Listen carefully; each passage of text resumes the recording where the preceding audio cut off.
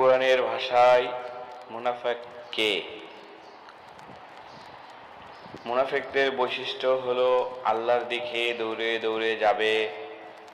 আল্লাহ তাআলা ইরশাদ করেন, হে হাবিব, মুনাফিকদের আপনি দেখবেন তারা আমার কাছে আসার ক্ষেত্রে অস্বস্তি বোধ করে না, কিন্তু আপনার কাছে আসতে ও আপনার দরবারে ঝুঁকতে ঘাবড়ায় এবং অস্বস্তি বোধ করে।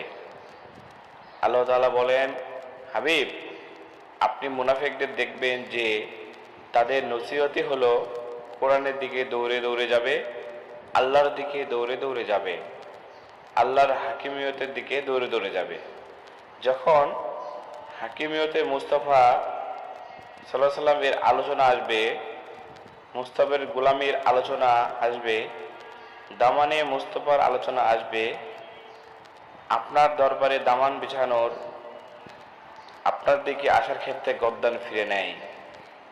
তো আল্লাহ বলেন, মাবুদ, যারা আমার কাছে দৌড়ে দৌড়ে আসবে কিন্তু আপনার কাছে আসতে ঘাবড়ায়, অস্বস্তি বোধ করে, কোরআনের ভাষায় তাদের নাম মুনাফিক। যারা খোদার দিকে দৌড়ে দৌড়ে যাবে কিন্তু রাসূলের কাছে আসতে ঘাবড়ায়, কোরআন তাদের মুনাফিক বলে।